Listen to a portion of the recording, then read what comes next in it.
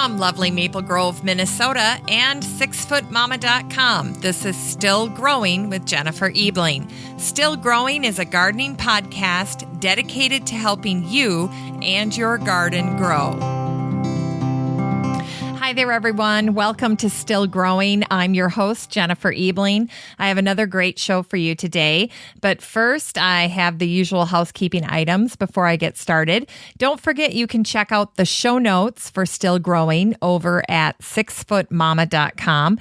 That's the number 6FTMAMA.com. And you can find the Still Growing podcast in the top menu and then just scroll down to episodes. Or head on over to iTunes and give me a review there, and you can get the show as well. And if you happen to be listening on Stitcher Radio, hit that little thumbs up button down in the corner. I'd greatly appreciate it. All right, so let me share a little bit about what is happening around here. It's been a great week in the garden. A lot of my planting and relocating plants is behind me, and now I just need to keep up with the weeding and the harvesting. We had a little contest to see who could pull the biggest weed, and I'm ashamed to say I had a 5-foot tall thistle hiding among my Queen of the Prairie. So as embarrassing as that was, I was thrilled to get it out of there. I have 2 projects that I will be writing about on my blog this week. The first is how to convert your backyard play set into an adult relaxation set. I've recently purchased some hammock chairs, and I'm slowly converting our backyard swing set into a hammock chair set. And I'm adding some nice features like ropes to help swing the hammock chairs, as well as an awning over the top to provide shade. So really taking that tired old swing set that the kids aren't using anymore and turning it into something that is really suited for myself and my friends to come over and just relax and have a great time with and enjoy the hammock chairs. I'll have pictures of the renovation on my blog this week. The second project is an adorable little fountain do-it-yourself project. I take an old wash tub and add some old dishes, a pipe, a pump, and some sprinkler tubing, and I fashion together an old wash tub full of dishes, and the fountain cycles through the water out of a spigot, and it just looks like I'm washing dishes in a tub outside. It's really adorable. It looks so amazing with little dish soap and some bubbles on top. I had this fountain in my garden a few years ago when I was in a tour, and that little fountain was a showstopper. So I'm happy to share that on the blog this week. Now for the focus of my show today, which is our lovely guest, Beth Dooley. I call her the Queen of the Farmers Market, and I'm so lucky to have her with me. Beth is a cookbook writer and author, and she recently published Minnesota's Bounty, the Farmers Market Cookbook.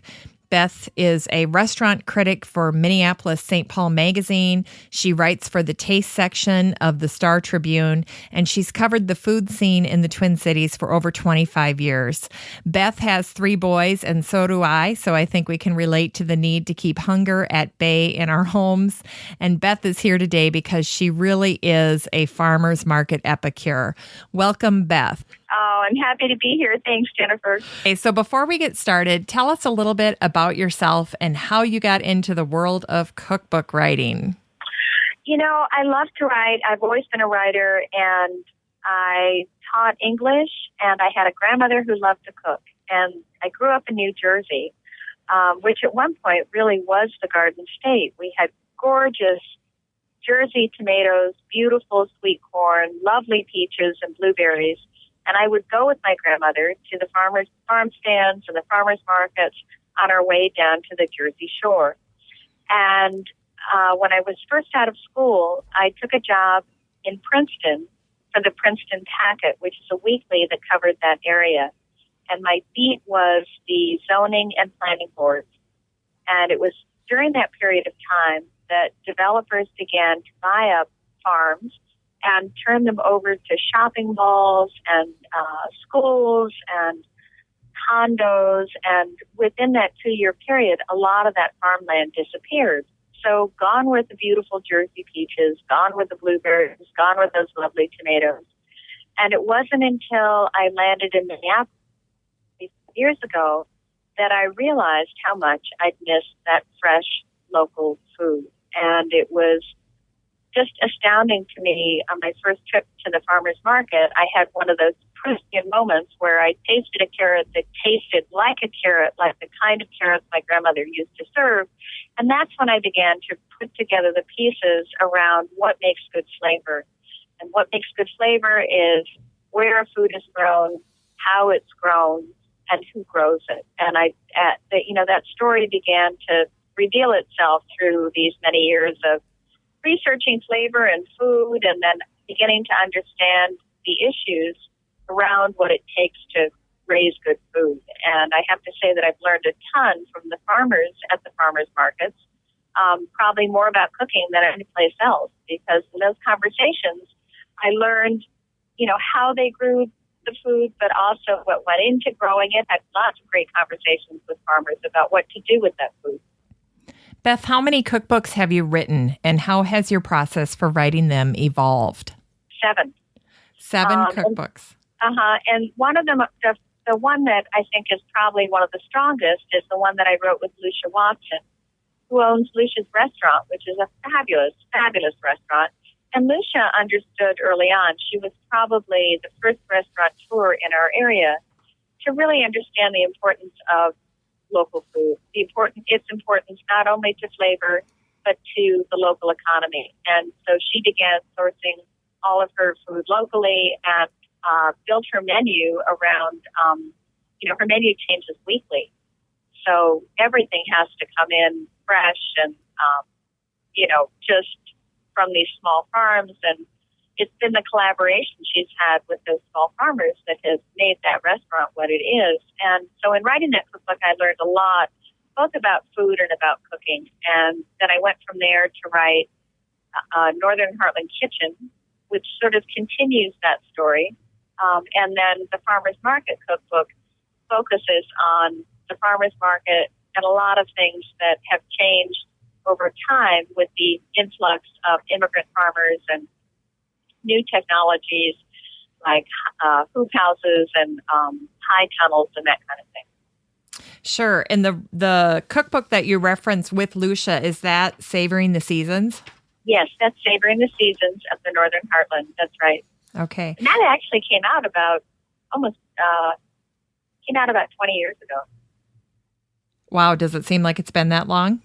Yeah, no, it doesn't. I mean, it's still very relevant. And I think it is because in that book, we really tried to define what this region is in terms of its cooking. We had a wonderful editor, Judith Jones, who was the editor at Knopf who discovered Julia Child. So you couldn't ask for a better editor.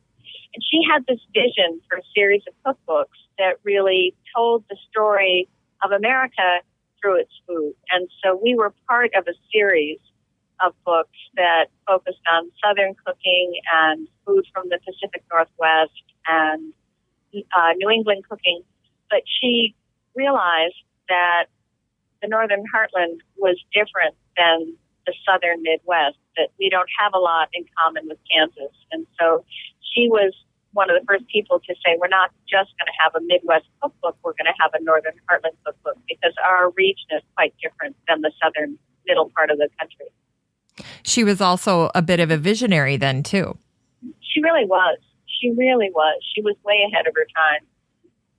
Really wonderful, wonderful woman. She's written a number of books herself. Now, how has your process for writing cookbooks evolved? The process, it's a really interesting process, writing a cookbook. It's a mixture of narrative and instructional writing. And what I've loved is reading how other people approach the subject. You have people like, the early sort of literary cookbook writers like Emmett K. Fisher or Jane Brigson that tell the story behind the food and then offer a recipe. And then you have cookbooks that come out from Betty Crocker, for instance, that pretty much tell you to stand on your left foot and stir with your right hand. And their measurements are so exacting, and there's not a lot of narrative, but the instructions are very crisp and very exacting. And I like to think that I fall somewhere in the middle, because I want not only for the recipes to work because the quantities are accurate and the timing is right, but I also want the cook to feel really engaged in the process, as though I'm standing next to them, helping them create something, and also to feel liberated from the recipe itself so that they're not stuck to the recipe. So, for instance, if they don't have asparagus, if asparagus isn't in the market, when they go down to the market thinking that they're going to make asparagus soup that day, maybe they'll find peas instead, or maybe they'll make the soup out of a variety of lettuces. So my recipes are written loosely enough that the cook can take ownership and make it his or her dish, and season it to taste. And, because part of what happens when you're using really fresh produce like this is I can't tell you exactly how ripe the tomato you are using. Tomatoes vary greatly depending on the time of year they come from, what variety they are, what the soil is like that they're grown in. So I may have a super ripe tomato when I'm making up that recipe and testing it, and you may end up with a tomato that's a little bit underripe. Well, you're going to have to adjust for the flavors. So I'm hoping that the instructions in the book guide the reader into doing that. Well, and folks really need to approach the farmer's market and then the cooking that follows with an open mind. Yeah, and that's the fun of it. It's really spontaneous. It's, I call it not reactive cooking, but engaged cooking, because you really have to pay attention to what's there in a nice way. It's responsive. You're responding to things that are coming in, and that makes it a creative process, more of a give and take. Yes. Now, what was the genesis for your idea for a farmer's market cookbook? I think it's because our farmers markets are astounding. We have markets like no other state in the country, I think anyway. And that may just be my parochial sort of vision for what the state is about. And like any newcomer, I've fallen head and heels, in love with the place because it's so different from what I experienced growing up. But I think because we really do have a farming culture here, that we celebrate the markets and that people understand what they're about and really appreciate them. I just I'm amazed every time I go into a farmer's market by how good the food is and how much fun it is to shop for food that way. And so I wanted to share that enthusiasm with people and get them excited about doing the same. And Meta Nielsen, who was a photographer on the book and a dear friend of mine and a fabulous cook and gardener in her own right, did just a knockout job with the photos in the book. She's awesome. I really agree with you, Beth. I think that Meta did a fantastic job. The cookbook is not only beautifully written, but also the photographs are very vivid and inspiring. And I think that the matte finish gives the entire book an earthy feel, and it strikes a chord with our food gathering instincts. I know I've had the book along with me as I've met girlfriends for dinner and just been out and about with people, and everybody's commented how pretty the book is. And I've had it displayed in my kitchen for the last couple of weeks, and people always are drawn to it and they pick it up and they start going through it. And one of the things that I've been struck by is that I have to be very honest with you and say that even as a gardener, I didn't even recognize some of the vegetables that you feature in your cookbook, and my friends have also said the same. So aside from corn, beans, peas, and squash, what are some of the vegetables that many of us have been overlooking because we've kind of lost the art of gathering food, haven't we? Boy, that's a great question. And I have 3 adult sons, and they all love to cook, but their friends are a little afraid of cooking. And there have been a number of times where I've taken their friends down to the farmer's market to shop with them because they think markets are really cool, but they'll go down and buy a donut and listen to the music and then go home because they feel overwhelmed. And so what I've started doing is just going down with them and saying, let's get this, let's get that, let's go home and try it. And people love doing that. And then they relax a little bit and engage a little more. Yes, and some of the vendors do a better job than others of maybe putting themselves out there and offering samples and things of that nature. Exactly. That's exactly right. And, I think, too, people are hesitant, Minnesotans especially are hesitant to be aggressive shoppers. They see something that looks interesting, but they're afraid to ask questions. So it's always lovely when the farmer tries to engage them. But some farmers don't, and so you have to ask questions. Yeah. We're seeing things like ginger, for instance, fresh ginger root, which looks different than the ginger you find in the store that comes in from Hawaii. It looks a little bit like fat green onion. You wouldn't know that it's fresh ginger until you sniff it or taste it. And the Hmong are doing a great job growing that. And there's a farm down south in Winona called Whitewater Farm that also does a beautiful job with ginger. A lot of people still aren't familiar with kohlrabi. If you have a CSA box, you're probably very familiar with it because it grows like crazy. It looks like a spaceship. It looks like a spaceship just landed on your kitchen counter.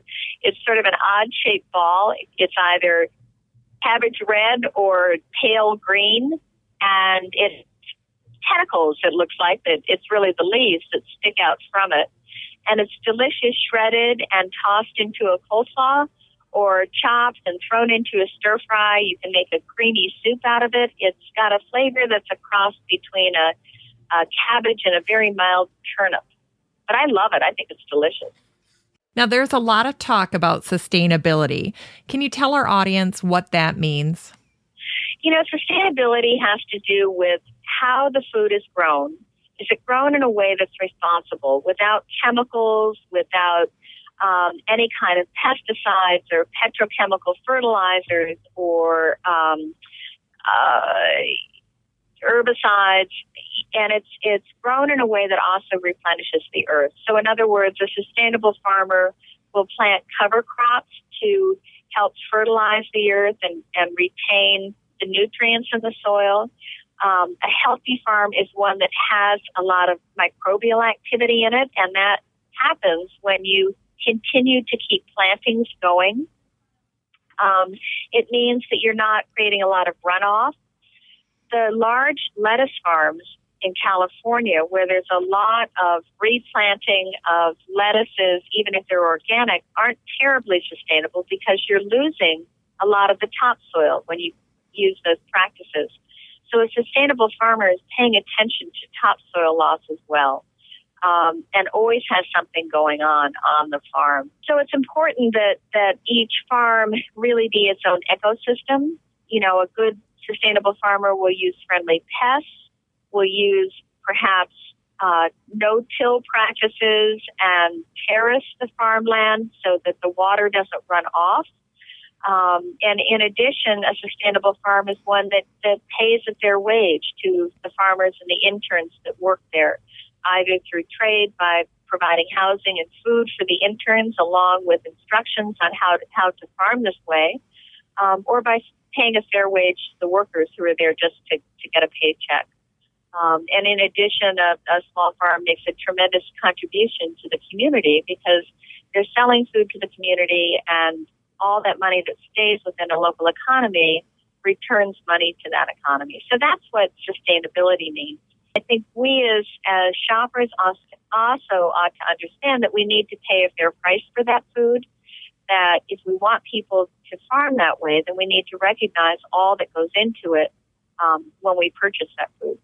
Absolutely. And is sustainability a criteria? Is it something that you look at or talk to the vendor about as you're trying to determine if that's somebody you want to continue to buy from? Absolutely. And those are the kinds of questions everyone should feel free to ask. What are your practices? Who works on your farm? Do you use chemicals? Those kinds of things. Because at the farmer's market, not everyone is organic certified. And I think organic certification is tremendously important to our food system, but it really is more important for large-scale farms and for food that's coming in from other states, because that's the USDA seal of approval that practices and protocols have been followed to the letter. It provides a trail if something goes wrong. But the smaller farmers that are really only selling their food on weekend, and this supplements their income, many of them can't afford to be organic certified, and they also don't have time to do all the paperwork. It's a tremendous burden on the farmer. And so by asking questions about sustainability, if you're dealing with a local farmer, then you're pretty much guaranteed that he's using practices that you value as well. Now, what's the typical reaction on the part of a vendor when you say, hey, are you using sustainable practices? Under law, they have to tell you how they farm.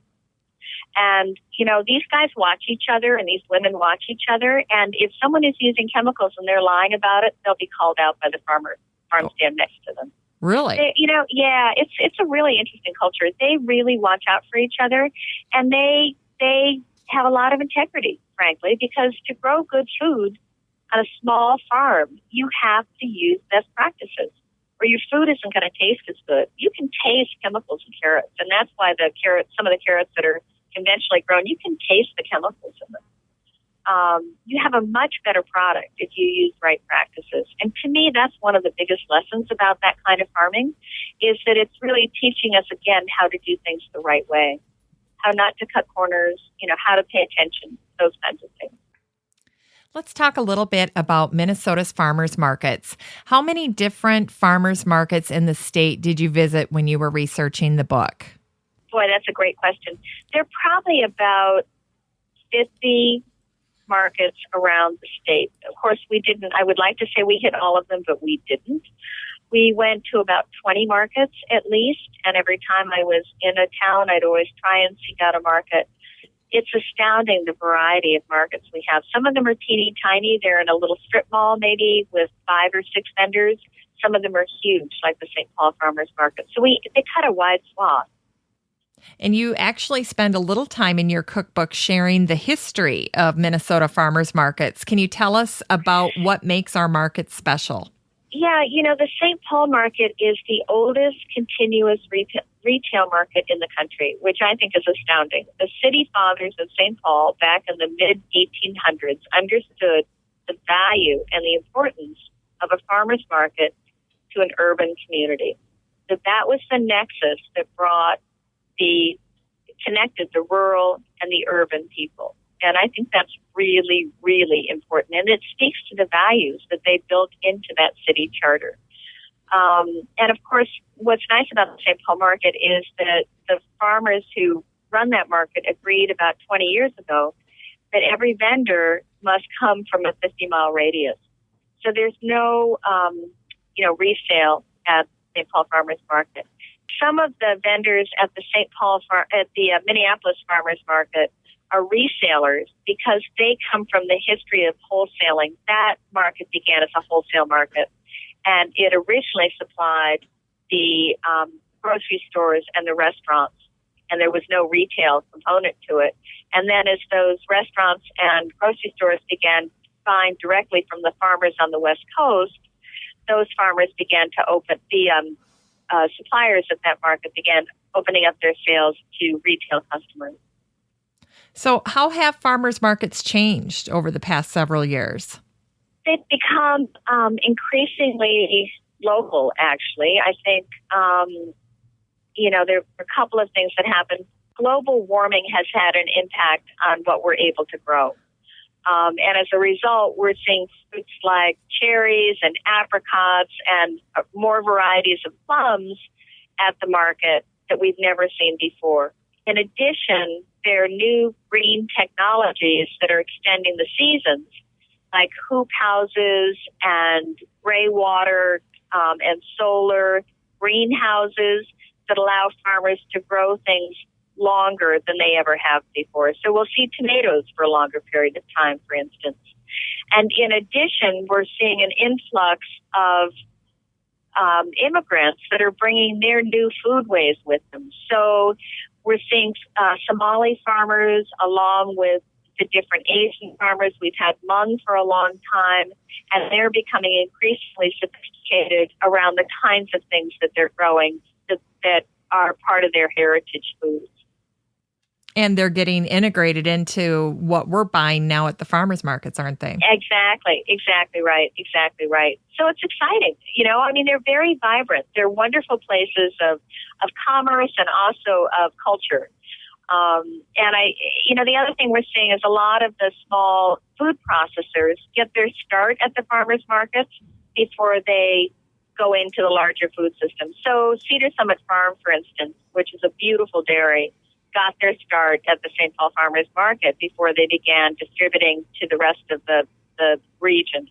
Now, what are some of the challenges you think farmers markets face? land access is huge for small farmers, and that's the biggest issue of the time right now. It's land is becoming increasingly expensive in the urban ring, and so the small farmers can no longer afford to rent land the way they used to, and it's almost impossible to buy. So unless we crack that nut, we're going to see fewer farmers in the next 5-10 years, and that's worrisome. Absolutely. I was at a community garden here locally, and as I was standing in this garden, the person in charge said there are 250 plots in this garden, and it was almost, defying my ability to comprehend because it seemed like such a small space. Yeah. But the plots are 6 by 6. So when you have that tiny of a plot, absolutely you can fit it in there. So, but they're really crammed in, and they have to maximize every inch. It makes a difference. Exactly right. Now, are there best practices from other parts of the world that Minnesota or other markets could employ to be even more impactful? Yeah, that's a great question. One of the issues in Minneapolis especially is we don't have a municipal system running the markets. So all the markets are pretty much independent except for the large Minneapolis market down off Lindale Avenue. There is a market on Thursdays on Nicollet Mall, Thursday afternoons, but there's no centralized body that runs all of the farmers markets. In Boston, for instance, there's a market every day of the week. And if we could centralize the schedule so that we had them more spread out, it would be easier on the farmers, and it would be great for us shoppers because we could go to a market almost every night. I know for myself that's challenging because with 4 kids, Thursday comes around, and if I'm not at the farmer's market volunteering as a master gardener, I forget. And then Friday morning, I'm kicking myself because I don't have anything from the farmer's market. Right. That's right. So if there was another market on a day, 2 days later or something, it'd be way easier. And I think the demand is there for more high quality, locally grown, fresh foods. So I'm optimistic it's going to happen someday, that we'll have a much more rigorous farmers market schedule in the future. Exactly right. Now, do you have a favorite farmers market, one that's kind of near and dear to your heart? Boy, that's like saying who's your best friend, right? I really love the Mill City Market down right next to the Guthrie Theater. It's small, and yet it's got everything, and most of the farmers are actually certified organic. There's some very good farmers there, and it's just a really nice scene. I love the big Minneapolis Farmers Market, for all its hustle and bustle, and I've got some good friends who are farmers that sell there.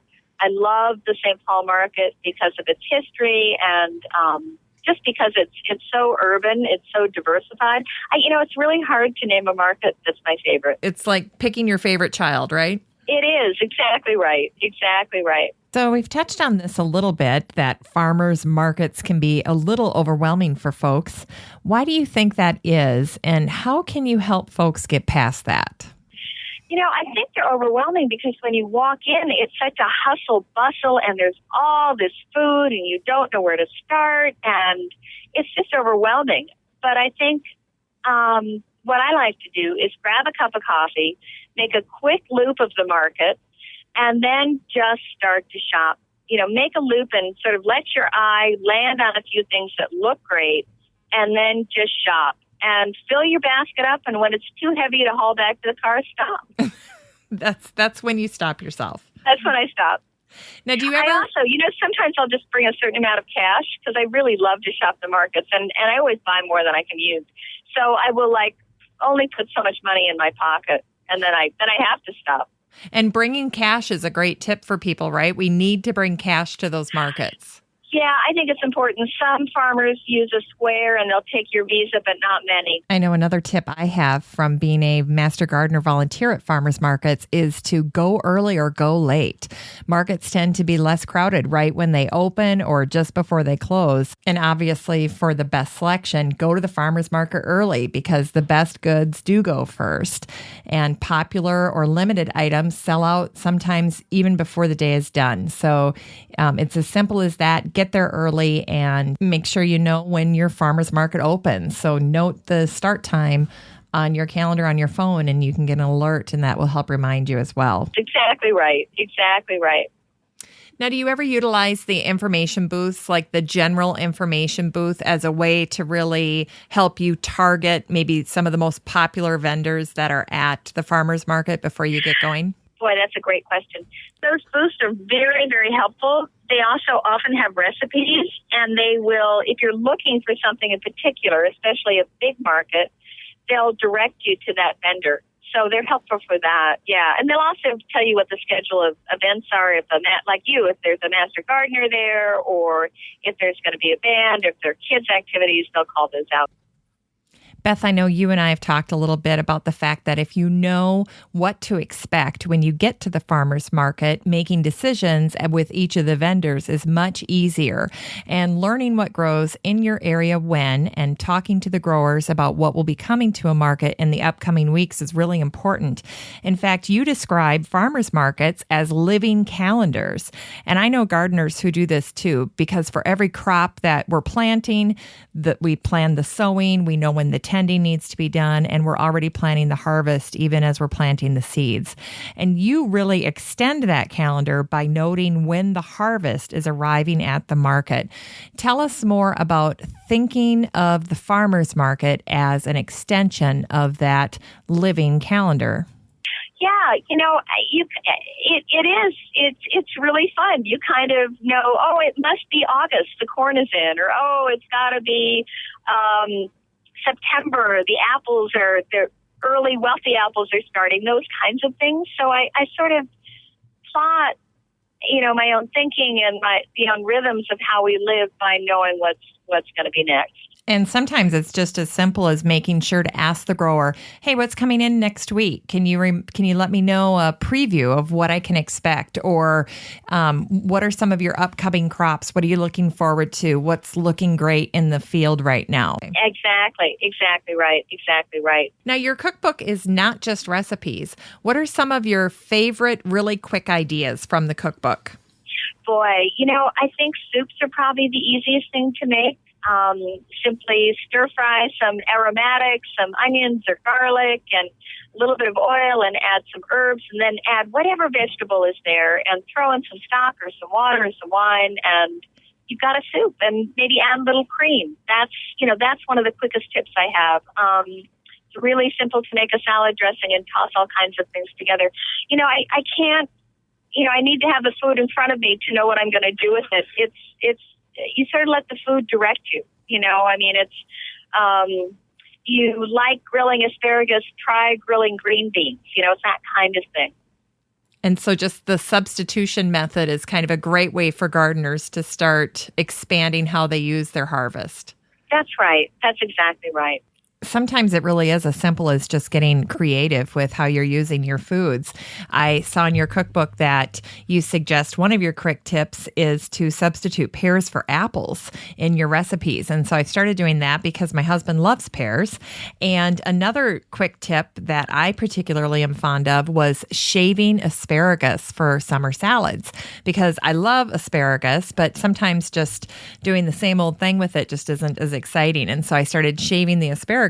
And it's a little thing, but I just think it's in our nature to look for new and exciting things to do in the kitchen with our food. So one last thing I wanted to quickly mention is that I loved your idea for doing a simple, sweet carrot puree, because I've got 2 carrot lovers in my family, and I've done mashed potatoes and I've done the smashed cauliflower, but I hadn't pureed or hadn't thought to puree carrots.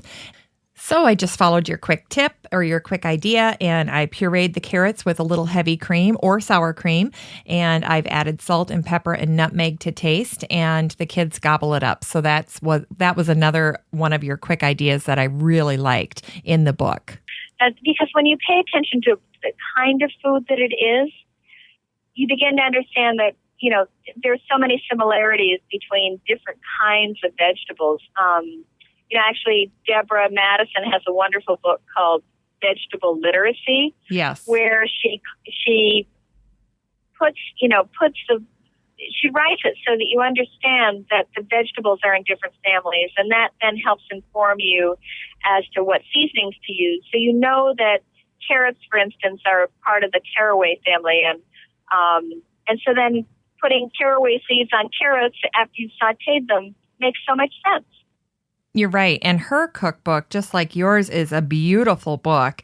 And it's very groundbreaking in its approach because it does show the relationship between vegetables, edible flowers, herbs, and familiar wild plants. And she groups them within the same botanical families.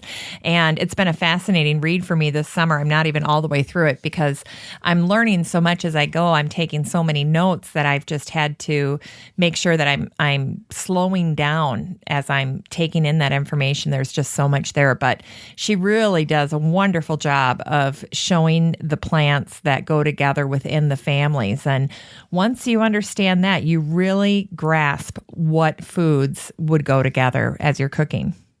They go together, correct, yeah. Yeah, the same thing is true of roots, for instance. Beets and carrots and turnips, and they're all root vegetables. So you can treat them all pretty much the same. You're right. I've got a girlfriend that loves to mix her root vegetables, be they potatoes or sweet potatoes, carrots, turnips, rutabagas, celery root or beets, any type of root vegetables. She almost always tries to make a medley. And the other thing she does that I love is she grills them. And I think once you've had that flavor too, it's a taste you want to go back to again and again. I just had Terry Chaffer on from the Oilery, and she talked about brushing the vegetables liberally with olive oil and then sprinkling them with salt and cooking them on a grill until they're grill marked and tender, about 10 minutes per side. So it's a fabulous way to use root vegetables.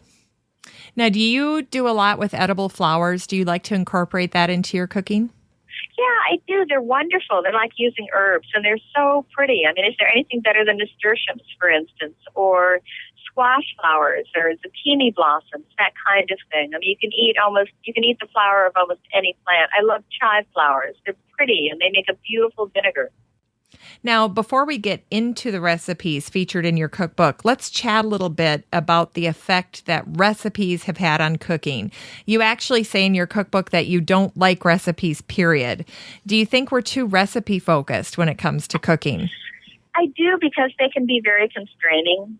I don't want people not to make something because they don't have rosemary, for instance. Use thyme instead, or cut the herb out completely and use lemon juice. I mean, you can, I think people are so locked into recipes that they forget to think for themselves, whereas recipes should really be guidelines. And I was being cheeky when I said that. I love reading recipes, but I very seldom follow a recipe.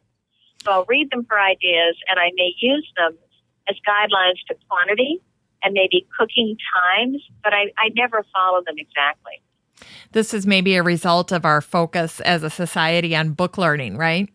Yeah, I think so. And on test taking and everything else. Did I do it right? I mean, we're always, we're afraid, I think, sometimes to pay attention to what we really think or what we feel like doing.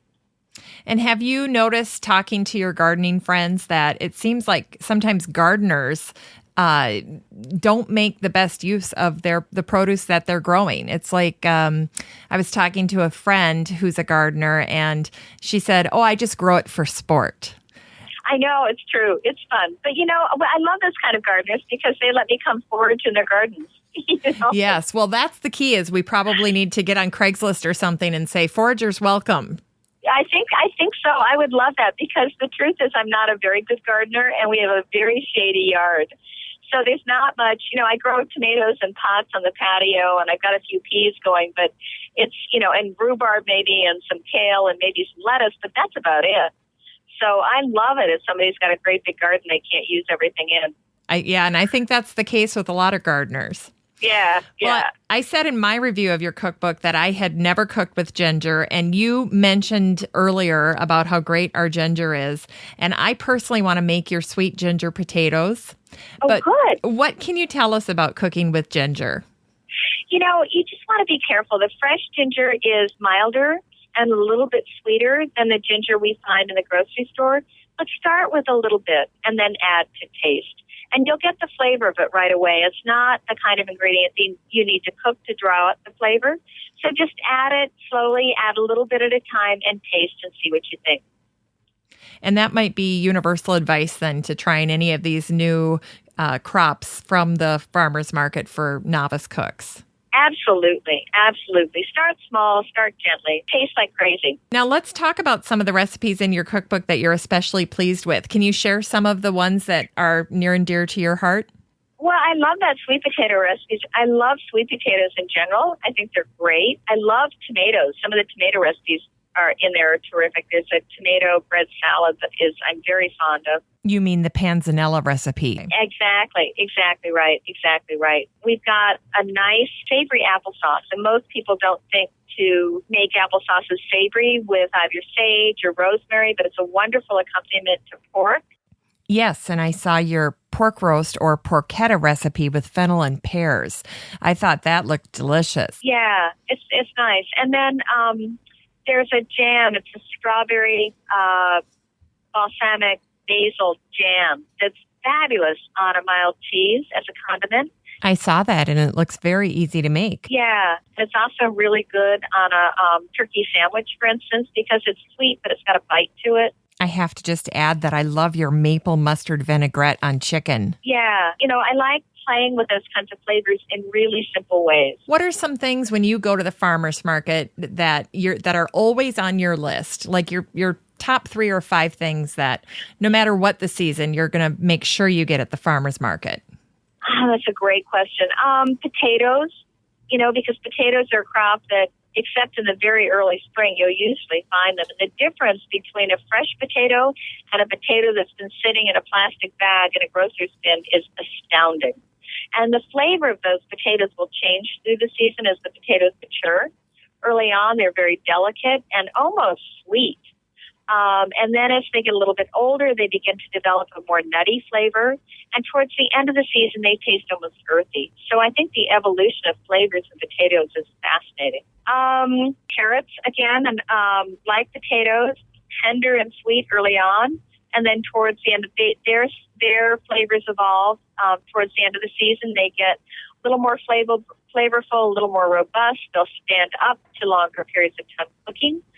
The same thing with, say the lettuces. Kale is wonderful as a baby lettuce, but then it will get larger and tougher and taste better if it's cooked down at the very end of the season. Now, I've heard you talk about the Hmong farming community in other interviews.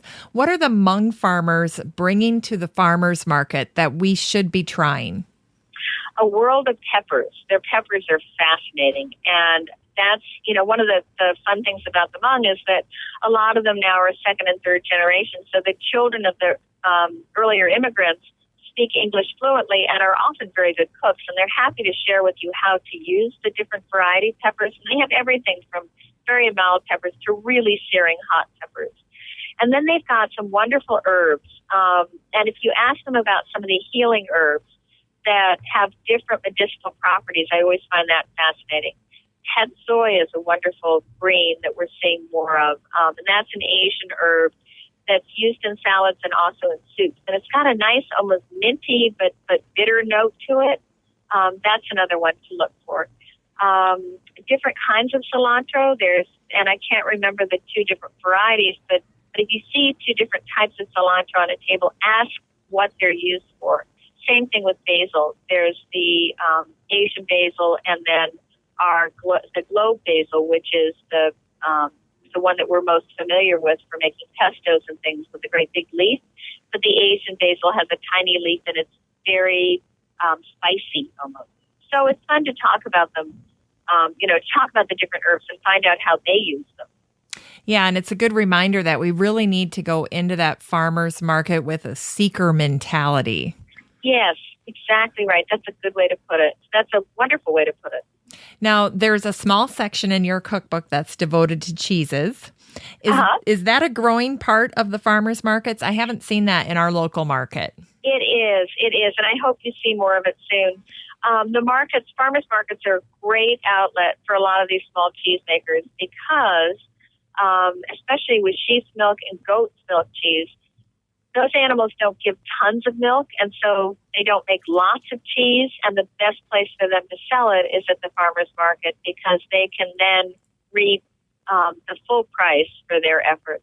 And most of those cheeses are artisan, they're handmade, they're farm-fed cheeses, they're delicious. And the thing I find most exciting about them is that those cheeses, the flavor of those cheeses will change over time at the market, so that early in the season when the animals are just beginning to forage and have come off hay, you'll get a very light, delicate cheese. And towards the end of the summer into the fall, where they're eating, a bigger variety of the grasses, and the grasses are starting to dry out a little bit, you get a richer, more robust cheese. And then, of course, the amount of time those cheeses are aged by that farmer will change the flavor of the cheese, too. And it's fun because you taste things that you wouldn't find it ever in the grocery store, and you're talking to the person who made them.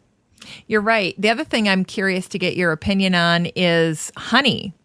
Yeah. Do you get honey there? And what tips or advice can you give us about buying honey at a farmer's market? Yeah, I've loved it. Honey, again, comes in a million assorted flavors. And if you can find a purveyor that is selling single source honey, like Ames Honey, they cull honey from bees that feed on different flowers. So you can find clover honey and basswood honey and buckwheat honey and dandelion honey, and they all have distinct flavors. It's astounding how different honey can taste.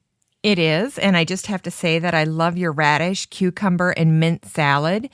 First of all, it's so colorful, but also because you have honey in the dressing that goes on it. It's a honey cider vinegar dressing, and I'm just hooked on it, and I just think it's such a pretty salad for summer. So that's another one people can try if they're interested. Yeah, exactly. Another recipe you've got that's got a little bit of honey in it is your skillet flatbread. And of course, with kids, the ages that my kids are, flatbread that goes over great at our house.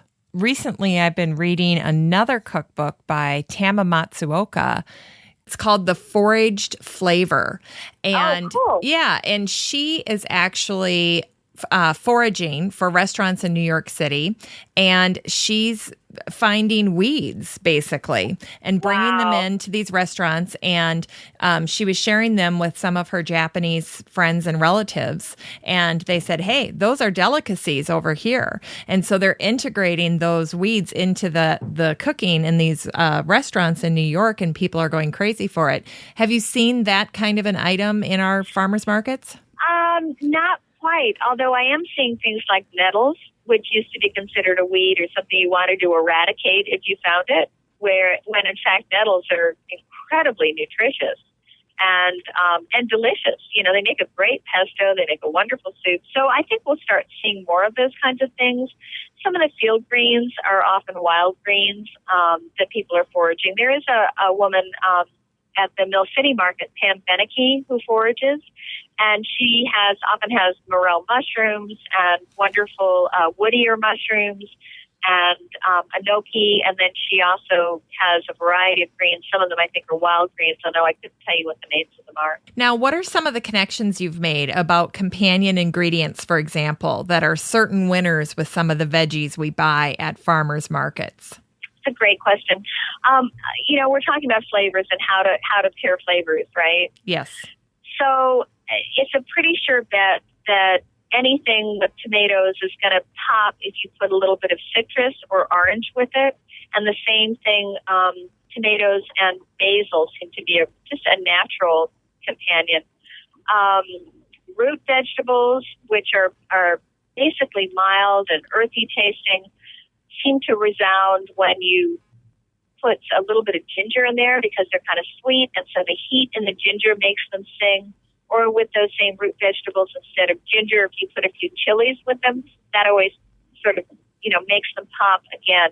And I guess what I'm saying is if you think about the flavor of the primary ingredient and what those flavor notes are, whether it's earthy and mild or whether it's sweet or tart, then you either want to do one of two things. You either want to balance it out with something that is at the other end of the flavor spectrum, or you want to find something that's more of a companion that's closer in flavor. What types of oils do you like to cook with? I love the variety of cold-pressed oils because you can taste the flavor of the oil, and the oil itself will add notes to whatever it is you're either cooking or making a dressing out of. There's some wonderful extra virgin olive oils that have different flavor profiles. The ones that come out of Tuscany, for instance, tend to be real peppery and distinct, and those are great to season a soup with, to season a minestrone with, or to top a steak with. And then some of the milder oils out of California are really, really good in a mild salad dressing with delicate greens. I love the new oils that are coming out of our area that are sunflower oils because they have almost a nutty flavor. They taste a little bit like sunflower, and they're great in a dressing, but they're also great to cook with. Olive oil is volatile. It has a low smoke point, so you don't want to saute very high heat using a good olive oil because it will burn or you'll lose the delicate flavors in it. It's great used cold in a dressing or as a seasoning. But with the sunflower oil, the heat doesn't damage its flavor, and you can cook at a very high temperature with the sunflower oil, and those are local oils. Now, is that sunflower oil kind of your go-to oil then when you're doing the high heat cooking? It is, but only if I'm using a little bit of it. It's fairly expensive. It's about $10 a bottle. Okay. And so that's the cold pressed organic oil. So I'll use for high heat cooking, for like frying a chicken breast off or something like that, I'll just use an organic canola oil. Make sure if you're using canola, it's an organic canola oil or an organic peanut oil. One of those, because they will stand up to real high heat cooking. Let's talk a little bit about lettuce. You mentioned that, and I'm curious about your process between you bring the lettuce home and how do you prepare your lettuce for the table? What's your process? What I usually do is rinse it off, break it. If it's in a head, I break it apart, rinse it off, and don't dry it thoroughly, but wrap it in toweling and then put it in a plastic bag in the refrigerator to hold it. And what happens is that the leaves absorb a little bit of that moisture. The towel absorbs the rest. So it keeps it damp without soaking it, but that tends to keep it a little bit fresher. And those lettuces are so fresh, they've been picked that day, that they'll hold up to a week. So then are you eliminating the need for a salad spinner by wrapping it in the towel? I am, yeah. I don't use a salad spinner. I think with the delicate leaves, it damages them. Yeah, what I will do sometimes is, and this is an old trick from catering, is if you're doing a big party and you have a lot of lettuces that you need to clean quickly, if you rinse them and throw them into a clean pillowcase and whisk it around a little bit, you'll get most of the moisture out. That's a great little tip. Yeah. Now, we talked a little bit about all the different kinds of things that are happening at farmers markets. And I know that the managers of these farmers markets are trying to incorporate educational and recreational activities into their markets to just continue to draw a diverse group of people. Could you share some of the more creative things that you've seen like this at farmers markets that you think are a great draw for folks? Are great. Yeah, well, I love what they're doing with kids. At the St. Paul Farmers Market, they have wonderful activities where the kids, they're drawing activities where they're taking the fresh vegetables and they're drawing pictures, or they're matching up the vegetable onto a picture that's already drawn. And they have skipping games and things like that with the vegetables. So those are really fun for the kids, and it means that the parent can go and know that the kid is going to want to come back, right? Yes. They also many of the markets have chefs that come and demonstrate some recipes using the fresh produce from the market. I think those are always fun to watch and to taste. So they have those things going on. Master gardeners at the market can talk about, how to, deal with your vegetable garden or troubleshoot. I think those are helpful. All that kind of stuff. There are composters that show up and talk to people about how to get a compost bin going. So there's all kinds of great stuff like that. There's often music, wonderful bands that come and play, and food trucks that serve interesting food. So, yeah, they're fun. They are fun. I know I was at a farmer's market recently, and they had gotten a grant to give the kids that came to the farmer's market $1 that they could go and purchase something with, which I thought was just tremendous. That's a great idea. That's a really great idea.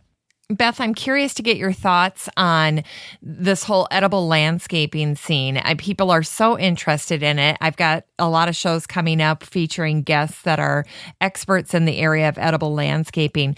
But to me, it just seems like that would translate into a corresponding increase in the amount of interest in farmers markets as well. It's wonderful that people are paying attention to that. We're seeing vegetables being worked into people's backyards in a way that they used to work in zinnias or roses. And I think it's great because it's how and useful these plants are. And the farmers are great at explaining how to grow things. If you're interested in doing that and you have, want some help doing it, it's always fun to talk to a farmer about how they're doing it. I agree. I think growers are very generous with information when it comes to new gardeners looking for tips on how to grow a crop they're not familiar with. That's right. That's exactly right. Yes. Now, there's a new movie that's called A Place at the Table, and it addresses the fact that there's 1 billion people in the world who are food insecure and another billion that are overfed and undernourished. And I also just read that 1 in 4 Americans don't have enough food to eat. Same with Greece. Yep. We should be focusing on hunger and health in our own backyards. Great.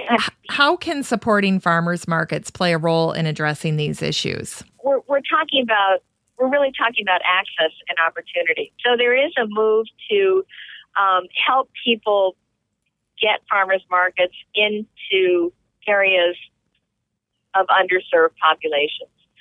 So that, there are more youth gardening programs where those youth can sell at a farmer's market in a parking lot in an underserved area. We're seeing a lot of that going on in Minneapolis, and it's really wonderful. There's a tourist program called Youth Farm and Market Project, which has the youth working in it. Use city funds to run this program to have the youth learning to garden on these small plots, city plots, and then they sell that produce at markets in their communities. And that's been terrific because the youth learn how to garden and they learn how to cook. Because they cook their own lunch every day. So it's a day-long program. They start at 9 in the morning and they go to about 4. And so they cook for each other in crews. And they sit down and they eat these lovely meals. And then they learn how to cook and they bring that knowledge back into their own homes, along with the food that they've learned to grow. So that's been very impactful.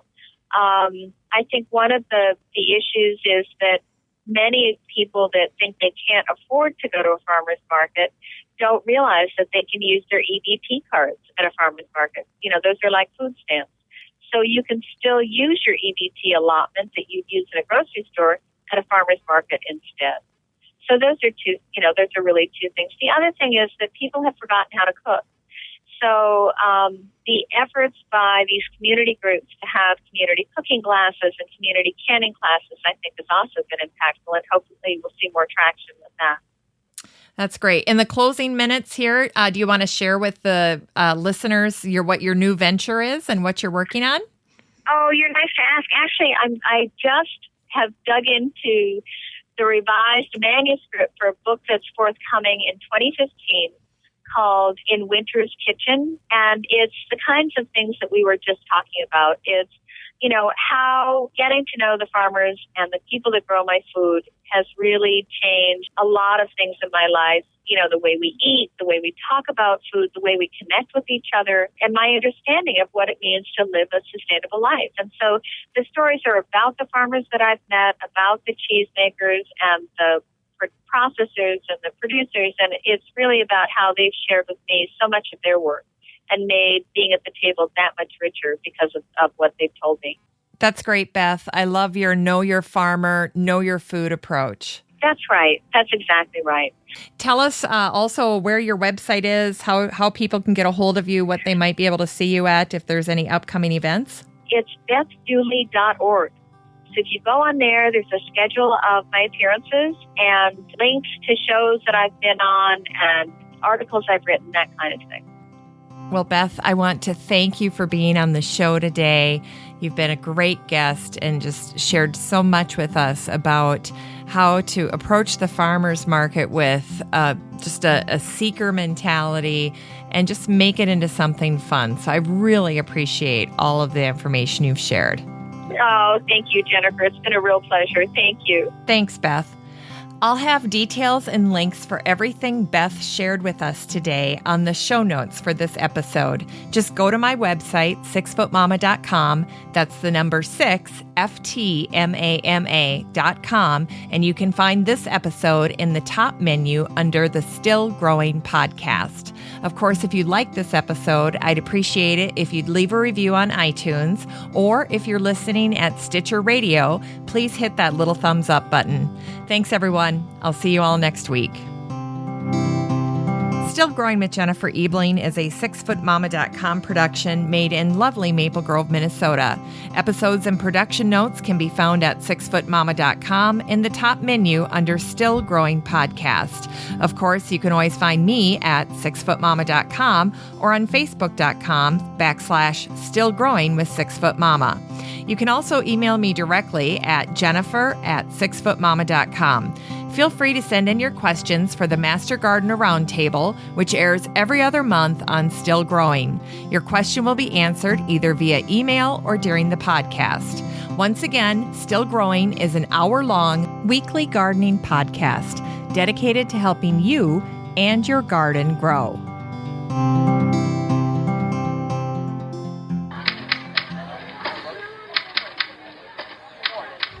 Okay, so normally I end every show with some outtakes from the episode or by looking up something regarding the topic we just covered and having my kids get involved with reading something. Today I have something very special.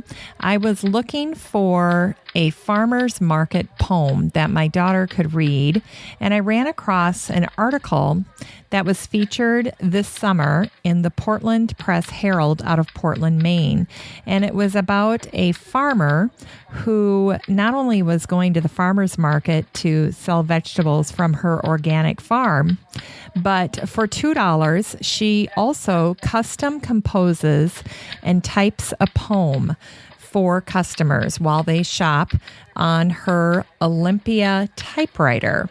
And once I started reading about this amazing farmer, her name is Holly Morrison of Turnanog Farm in Pownell, Maine, I decided it would be fun to try to track her down and have her read a fresh-pecked poem about a farmer's market just for us. And so through the magic of Facebook, I managed to track her down through the like page for her farm. And she's going to join us and talk to us a little bit about what she does and then read a poem about farmers markets that she crafted. All right. Okay. Well, welcome to Holly Morrison. And Holly is with Turnanog Farm in Maine. Holly, where are you from in Maine specifically? Sure. I live in the town of Pownell, which is close to Freeport, the consumer mecca of LL Bean. Okay. But our town is a very small rural area nearby. And where are you at with regard to Freeport? Are you north of that or? We're just inland, so we're to the west, about like a 10, 15-minute drive inland. We're in between the towns of Freeport on the east side and then North Yarmouth and New Gloucester and Durham on the other side. Yeah, it's just, we call ourselves centrally isolated. Love it.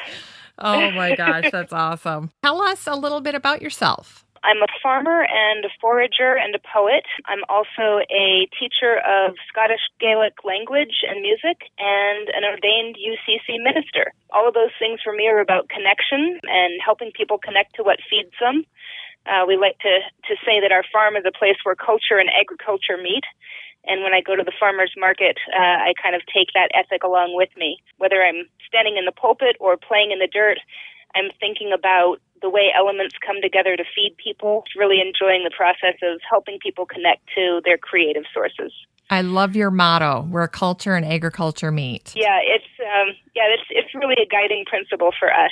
Now, what's your background? I mean, you must have gone to school for writing or something. I've always done creative writing just as an outlet for myself. I trained as an ordained minister. The town that I grew up in had a lot of arts programs. So I really grew up benefiting from those. Had a lot of people around me who were just really unafraid of being creative, expressive people, and made that seem like something that anybody could do. Although I'm not published in the U.S., I actually have been published a few times in Scotland with poetry that I've written and entered into contests over there. Got my fingers in a lot of pies. Yes, you do. I think that makes you so fascinating. Now, you and I were talking earlier, and you shared the meaning behind the name of your farm. So it's Tir na Nog. It's one of the few Gaelic terms that you can actually sight read without knowing the language, and it literally means land of youth. But it was this mythical island off to the west from Scotland and Ireland. And when sailors didn't come home in those countries, they'd say, oh, he didn't drown, he just went to Tir na Nog. And so the idea was that the sailors were off in this place where there was always fruit on the trees and music to greet them and feasting and merrymaking and no suffering. And we figure if you go far enough west from Scotland and Ireland, you hit Maine. So here we are. Now, you teach Scottish and Gaelic as well. I sing and write a bit in both Lowland Scots, like Robert Burns' language, and the language of the Scottish Highlands, Scottish Gaelic. Now, what do you like to read? Yeah, I read a lot of poets. I've just been reading some Mary Oliver. Always enjoy her stuff. Oh, I'm always reading the latest manual on something about farming. We've been reading a lot about beekeeping lately. Oh, are you doing that? Yeah, my partner's the beekeeper, but it's funny because she's a bagpiper and a beekeeper, so we're always making jokes about drones. Yeah, she's really been quite impassioned about the whole saving the bees thing, and decided she wanted to learn about alternatives to the standard ways of keeping bees, trying to do it without chemicals and pesticides, and she's been trying to learn what it takes to help bees survive in our particular climate and ecosystem. And so she's been trying out different hive designs and all kinds of different things. Wow. And what are you most passionate about? What aspect of gardening or farming excites you the most?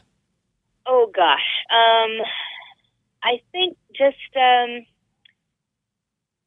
the give and take of how, as I'm working to restore the land is restoring me as well. It's very much this process of mutual restoration, and I really love just that process of giving things to the soil and then being closely connected enough to really see the natural processes and learn from them, so that I'm taking that in and not just feeding myself with the food, but feeding myself with the wisdom that the land communicates through those processes. And now you're also feeding others through your poetry. Holly, I found you because I was looking for farmers market poetry of all things. And when I Googled that, I found an article that had been written about you in the Portland Press Herald out of Portland, Maine. And it was talking about how you craft poems for people at your local farmers market. And they are able to come to you with various topics, and they commission you to write a poem. And while they go off and shop for produce, you are busy on your Olympia typewriter, and you are typing out or pecking out a freshly minted poem for them. Tell us how this whole thing got started. Sure. Well, we get volunteer farmhands on our farm through an international program called WWOOF, which stands for Willing Workers on Organic Farms. And one of our farmhands through that program noticed our old typewriter sitting around, and he said he had worked with a poetry festival in Florida where they had poets at the farmers market. So he said, well, he could do the same thing if he came along to the farmers market with me. He set the typewriter up, did a couple of poems, and that was kind of fun while I was selling, organic greens and flowers and stuff. And then he decided he was going to go to the beach for a little while. Well, before I could take the sign down, right after he left, a lady came up and asked me for a poem. And so I'm standing there with the typewriter, and this fellow has gone. And I figured I might as well try my hand. And the woman really liked what I wrote, so I've been doing poems at the market ever since. I love it. And the article said they were fresh-picked poems. Yes. I say fresh-pecked because, of course, I've got my old typewriter out there. And half the fun of it is that a lot of the younger people who come to the market have really never seen someone working on a typewriter. So it's a little bit of history and a fun connection that way, too. Kids are less inhibited about it. Grown-ups tend to be a little bit afraid of art, but I tend to put a really low price tag on things and then just say you can give me however much of a tip you want above that, because I'm trying to help people feel like they can have access to art the same way they can have access to fresh food. When you're done composing the piece, do you read it aloud then for the customer? I do. Definitely, yeah. I want people to get a sense of poetry as a living, breathing thing, and so reading it aloud to them is always a part of that. I kind of feel like I'm introducing them to this thing that becomes a part of their life and gets to go home with them. Kind of like when you adopt a pet or something. I guess I think that they're maybe adopting that poem, so I want to make sure it has a good introduction to them. That makes sense, too. Plus, hearing it is very different than reading it, isn't it? Yes, definitely. I mean, traditionally it was a spoken art form. My distant ancestors were bards in Scotland and composed poetry and songs on demand, probably without ever writing them down. And traveling bards were popular entertainers and news carriers back in the day. It was something people were used to as an accessible art, not something that you had to dust off a book and then take a course to understand.